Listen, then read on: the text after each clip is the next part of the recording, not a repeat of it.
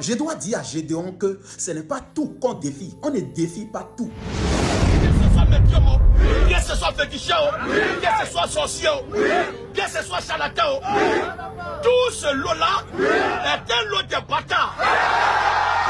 Recevez mes salutations fraternelles et patriotiques révolutionnaires les plus aguerries si possible à Zeg Betekali.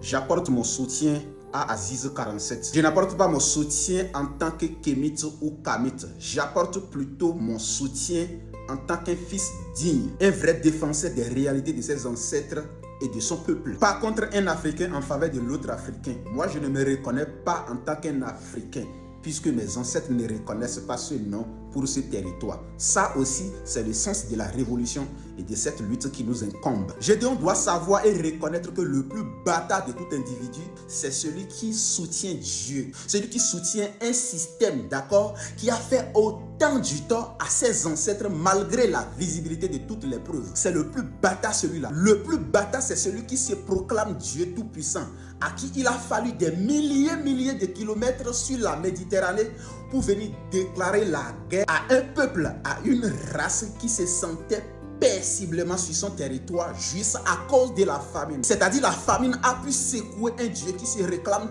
tout puissant et qu'il a fallu qu'il s'attaque à un peuple, à une race avant de vivre. Voilà un Dieu. Voilà donc un bâtard. C'est ça un grand bâtard en fait. Le plus bâtard, c'est un Dieu qui ment, qui vole, qui pille, qui assassine, qui massacre, qui opprime juste parce qu'il veut prendre ce que lui-même prétend créer. Sur quoi lui-même prétend avoir la même mise. C'est-à-dire ce que lui-même prétend détenir sans équivoque en tant qu'un tout-puissant en fait. Ce Dieu est un grand bâtard, je vous le dis.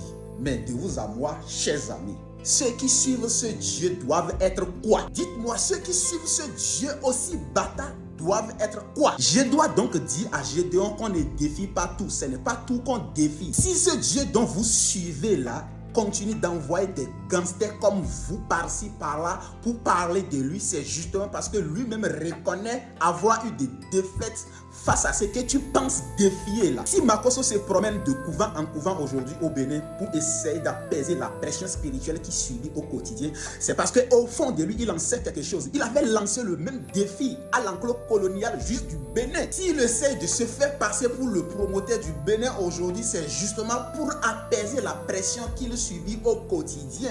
Nous, on n'est pas pressé. Si Makosso se promène de Vodun Days en Vodun Days dans des couvents, etc.